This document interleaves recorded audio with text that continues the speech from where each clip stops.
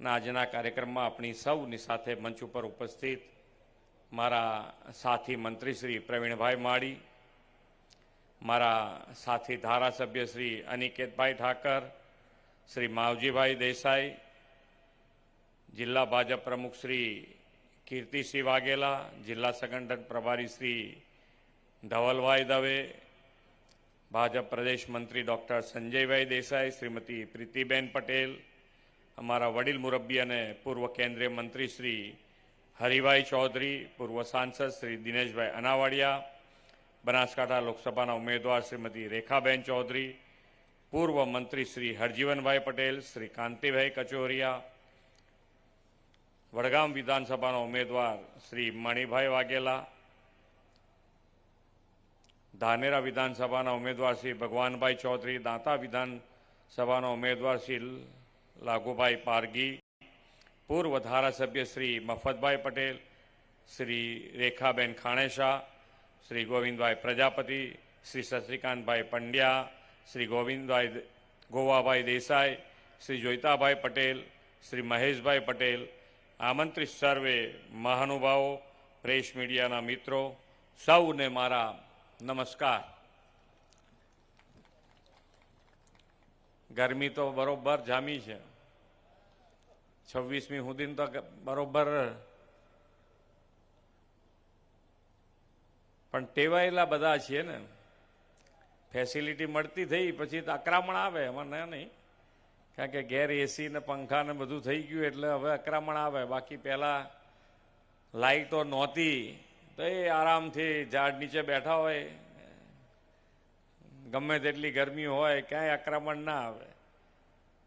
પણ હવે ફેસિલિટી માન્ય વડાપ્રધાનશ્રીએ વધારી દીધી છે, તો હવે જો લાઈટો ગઈ તો બહુમાં બહુ તો 15 મિનિટ, 20મી મિનિટ તો અહીંયા લાઈટો ગઈ હોય ગાંધીનગર ખબર પડે કે લાઈટો ગઈ છે બનાસકાંઠામાં.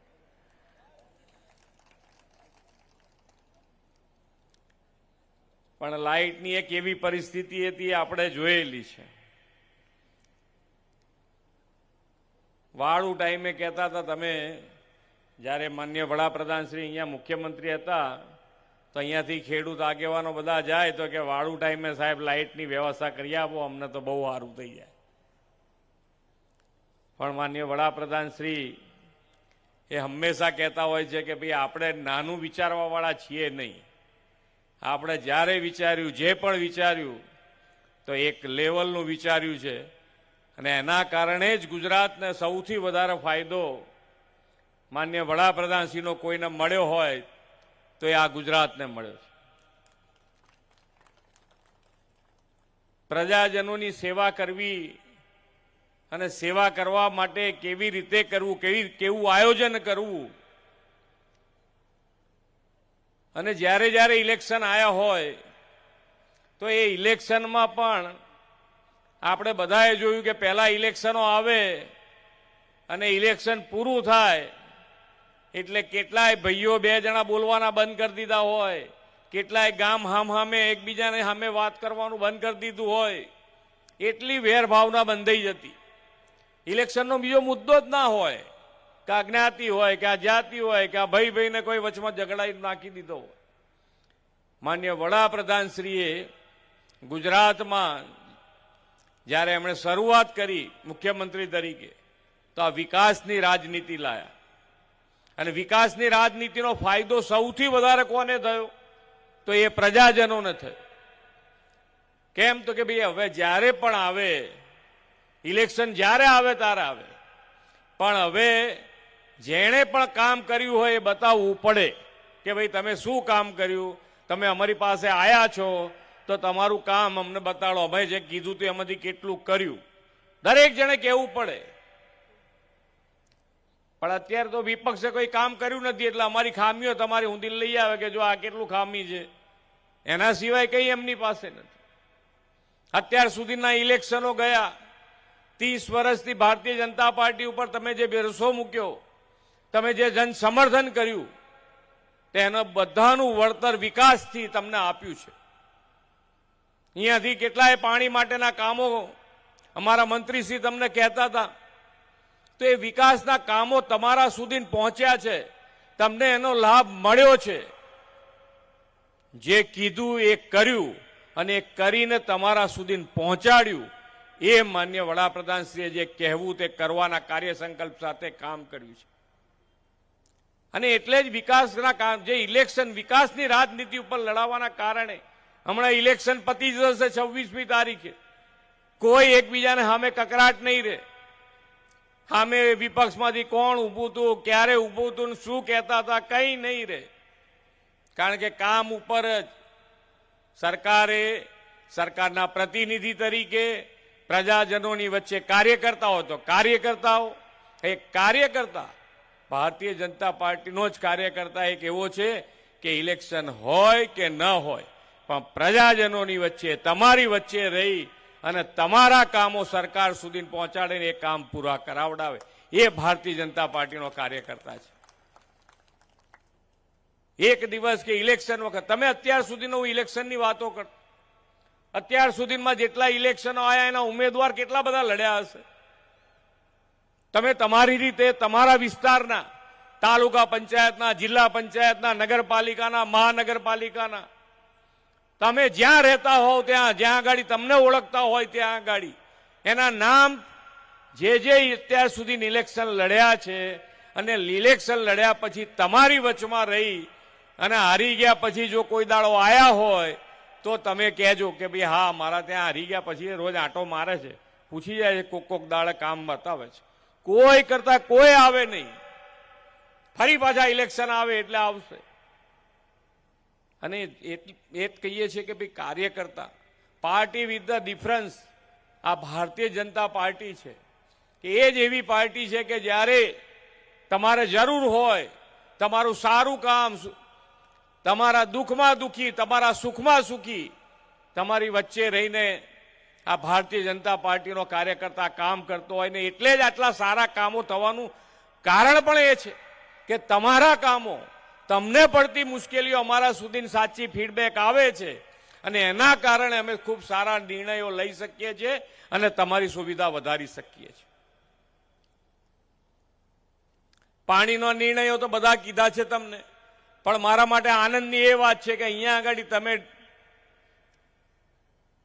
ડ્રીપિંગ કરી રહ્યા છો, એ ખૂબ સારી વાત છે. આખા ગુજરાતમાં જો આ વસ્તુ કરીએ તો કેટલું બધું પાણી બચે એવું છે. પણ હવે તમે બધા કરો છો, તમારામાંથી જોઈ અને બધા શીખતા જાય તો પાણીનો ખૂબ મોટો બચાવ થાય એવો છે. આખું મહેસાણા તો ડાર્ક ઝોનમાં હતું. ડાર્ક ઝોનમાં એટલે તમારી પાસે પૈસા હોય તોય તમને ઇલેક્ટ્રિકનું કનેક્શન ના મળે. ઇલેક્ટ્રિકનું કનેક્શન ના મળે તો તમે આગળ બોર કરવો હોય તો કરીને કેવી રીતે કરો. વીજળીની પરિસ્થિતિ એવી હતી, વાળું ટાઈમે વીજળી માંગતા હતા, પણ નરેન્દ્રભાઈ આખા ગુજરાતનો વિચાર કર્યો ના, આખા ગુજરાતમાં 365 દિવસ 24 કલાક વીજળી માન્ય નરેન્દ્રભાઈએ શરૂ કરાઈ.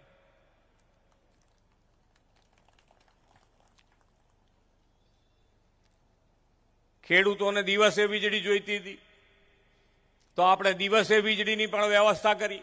આજે તમારા ત્યાં દિવસે વીજળી 8 કલાક 10 કલાક વીજળી તમારા ત્યાં આવે છે, જરૂરિયાત પ્રમાણે 8 કલાક આપીએ છીએ, પણ ક્યાંક જરૂરિયાત ઊભી થાય તો 10 કલાક સુધી પણ આપી છે.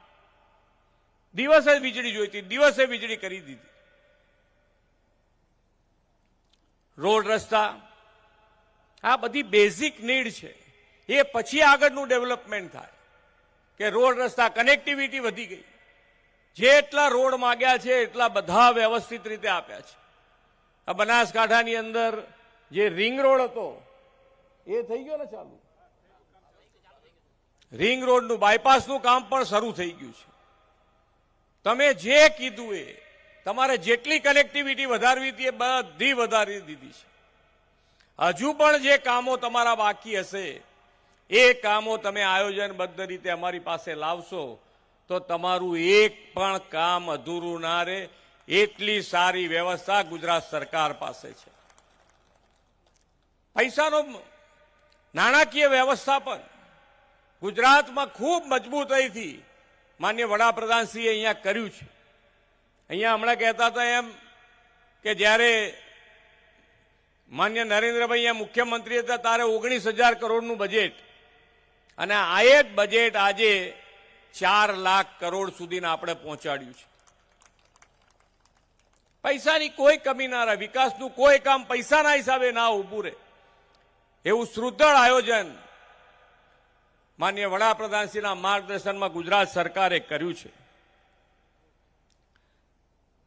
નાના નાના ધંધા રોજગાર ને બધું જ તમારે ક્યાંય ને ક્યાંય વધારવું હોય, ડેરી નાખવી હોય, તો આ બધા જ માટે આ પાયાની જે જરૂરિયાત હતી કે ભાઈ પાણીની વ્યવસ્થા હોવી જોઈએ, લાઇટની વ્યવસ્થા હોવી જોઈએ, ઇન્ફ્રાસ્ટ્રક્ચર હોવું જોઈએ, અવર જવાનો રસ્તા હોવા જોઈએ, એ બધી જ પહેલા વ્યવસ્થા કરી. તો આજે આખા ગુજરાતમાં તમારે જ્યાં આગાડી જે ગામમાં, તાલુકા મથકે, જિલ્લા મથકે જે તમારે નાને મોટો કારખાનું નાખવું હોય તો તમે નાખી શકો, એ પોઝિશન આજે ઊભી થઈ છે. અને એના કારણે જ્યારે માનનીય નરેન્દ્રભાઈએ ગુજરાતમાં મુખ્યમંત્રી તરીકેની શરૂઆત કરી ત્યારે એમએસએમઈ ખાલી 1.81 લાખ હતા, અને આજે એ સંખ્યા વધીને 27 લાખને પાર થઈ છે. 27 લાખને પાર. કેટલો મોટો બદલાવ. રોજગારીની વાતો આપણે કરીએ, બેરોજગારીની વાતો કરે, ઇલેક્શન આવે ત્યારે આ મુદ્દા આવે, પછી કંઈ નહીં. પણ રોજગારી માટેની જે વ્યવસ્થા કરી છે એ વ્યવસ્થા માન્ય 2003માં નરેન્દ્રભાઈએ વાઇબ્રન્ટ ગુજરાત શરૂ કરાયું, અને એનાથી આ બધા જ ફાયદા થયા છે. ગ્લોબલ પ્લેટફોર્મ એ વખતે આપ્યું. 500 જે મોટી કંપનીઓ છે, આખા વર્લ્ડની 500 મોટી કંપનીઓમાં છે, એમાંથી 100 કંપનીઓ આજે ગુજરાતમાં કાર્યરત છે. 100 કંપનીઓથી વધારે. આ બદલાવ છે. દરેકે દરેક ક્ષેત્રે શિક્ષણની વાત, શિક્ષણની સાથે સાથે સ્વાસ્થ્યમાં પણ સેવા કરવી હોય તો શિક્ષણની જરૂરિયાત. ડોક્ટર બનાવવા છે તો પણ ડોક્ટર માટેની વ્યવસ્થા જ નહોતી.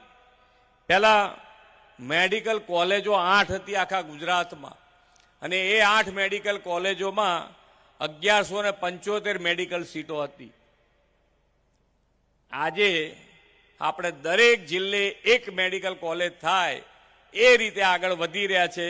આજે આપણી પાસે 43 મેડિકલ કોલેજ અને 7,000થી વધુ સીટો ડોક્ટરની આપણે કરી રહ્યા છે. દર વર્ષે 7,000થી વધારે ડોક્ટરો આપણને મળે. ડોક્ટરો હશે તો ક્યાંક હેલ્થ સેન્ટર, દવાખાના, બધે ડોક્ટરની જરૂરિયાત. ડોક્ટર વગર કેવી રીતે ચાલે? આ એ જ ગુજરાત, એટલું જ ગુજરાત છે.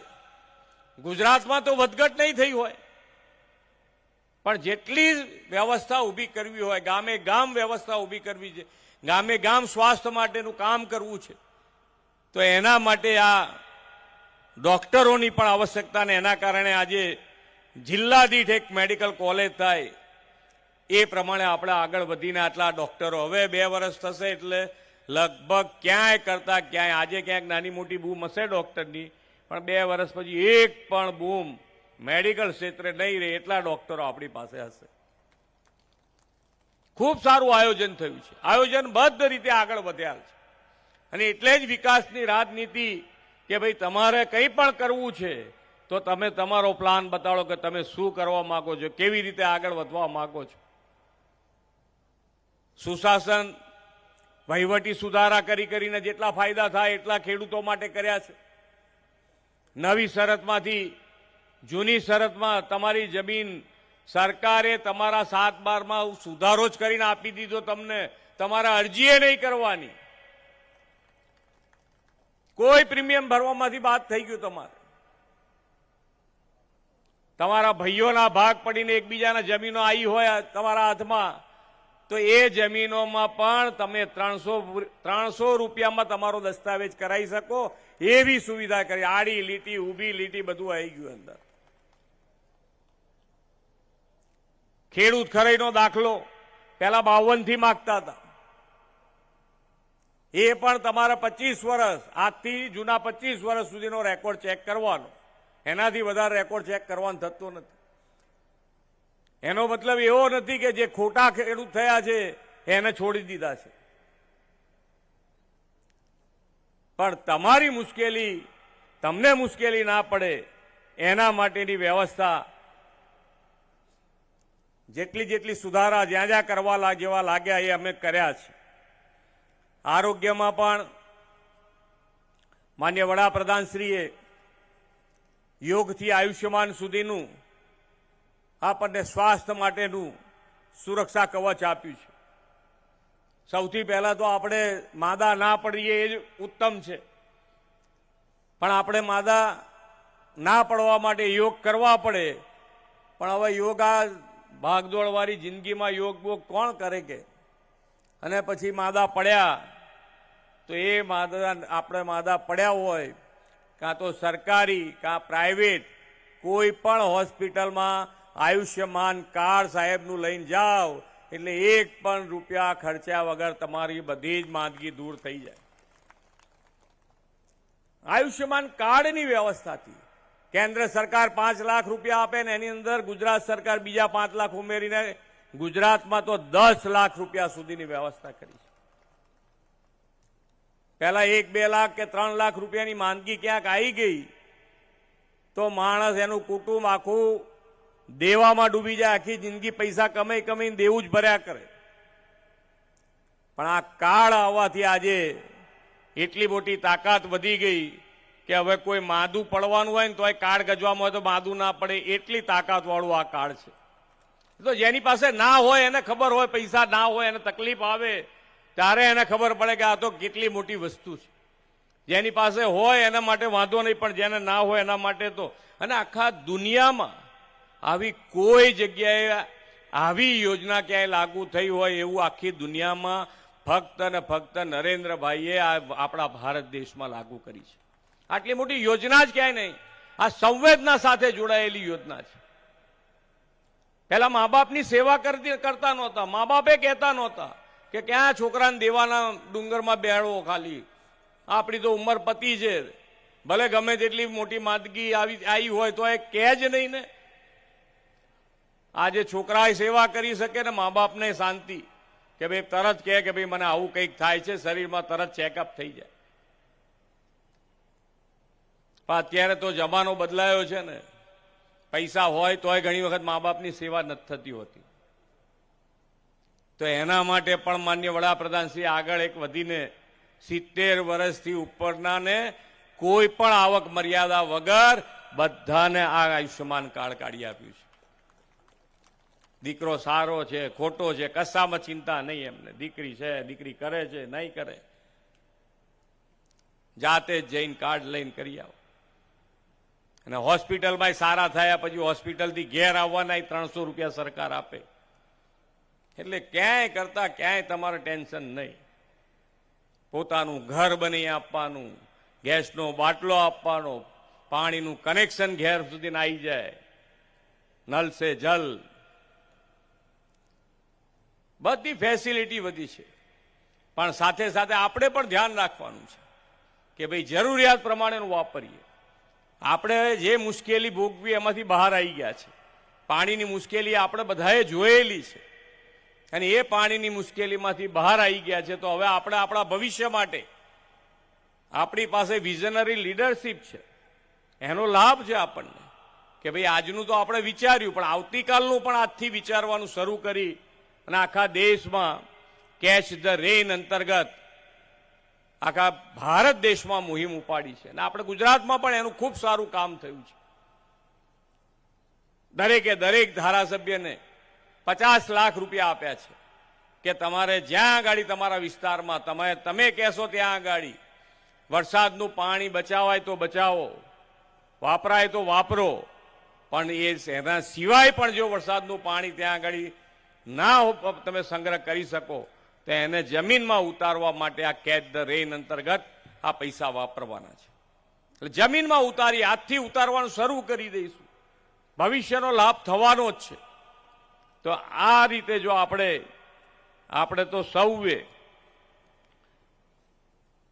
જે માન્ય વડાપ્રધાનશ્રીને સંકલ્પ છે કે વિકસિત ભારત માટેનો, તો વિકસિત ભારત માટેનું કાર્ય પદ્ધતિ શું હોઈ શકે કે ભાઈ આપણે બધાએ એમને નાની સરકારી કોઈ પણ યોજના બનાવી હોય તો એની અંદર કેન્દ્ર સ્થાને નાનો માણસ, સેવાળાનો માણસ, સામાન્ય માણસ એને રાખીને આ બધી યોજનાઓ બનાવી છે. અને આ યોજનાઓ દરેક જણને પોતાને મળવા પાત્ર દરેક જણને 100% સેચ્યુરેશન માટે પણ સરકારે અમલ કરાવવા માટેનો પણ પ્રયત્ન કર્યો છે. 100% સરકારી યોજનાનો લાભ તમને મળે એના માટેનો પ્રયત્ન થયો છે. દરેક જણ, નાનો માણસ, સેવાળાનો માણસ મુખ્ય પ્રવાહમાં કેવી રીતે આવે એના માટેનો પ્રયત્ન કર્યો છે. અને એટલે જ માન્ય વડાપ્રધાન શ્રી વિકસિત ભારતનો સંકલ્પ કરી શક્યા. વિકસિત ભારતથી આપણે વિકસિત ગુજરાત બનાવવું છે. અને વિકસિત ગુજરાત ક્યારે બનાવી શકીશું તો કે ભાઈ આપણે બધા સાથે મળી અને વિકસિત ગુજરાત માટે સૌનો સાથ, સૌનો વિકાસ, સૌનો વિશ્વાસ અને સૌનો પ્રયાસ. અને સૌનો પ્રયાસ કેવો રહેવો જોઈએ તો કે ભાઈ 26મી તારીખે 100% મતદાન અવશ્ય કરવું જોઈએ. કોઈકને વોટ આપો ના આપો એ તમારા મરજીની વાત છે, પણ આપણે તો કમળને જીતાડીશું તો આપણી દરેકે દરેક ફેસિલિટી પૂરી થાય. તમારી વચ્ચે કાર્યકર્તા હરમેશ રહે, તમારો નેતા તમારી વચ્ચે હોય એવા કાર્યકર્તાઓને જીતાડીને આપણી ભારતીય જનતા પાર્ટીની ટીમને જીતાડી તાલુકા ડેલિગેટ, નગરપાલિકાના ઉમેદવાર હોય, જિલ્લાનો ઉમેદવાર હોય, બધાને કમળથી એવા મતોથી આ વખતે જીતાડીએ કે આવતા વર્ષે આ ફોર્મ પાછું ખેંચવાનો કોઈનો વારો ભરવા જ ના જાય એવી રીતે બધાને જીતાડીએ. એ જ અભ્યર્થના સાથે વિરમું છું. ભારત માતા કી જય.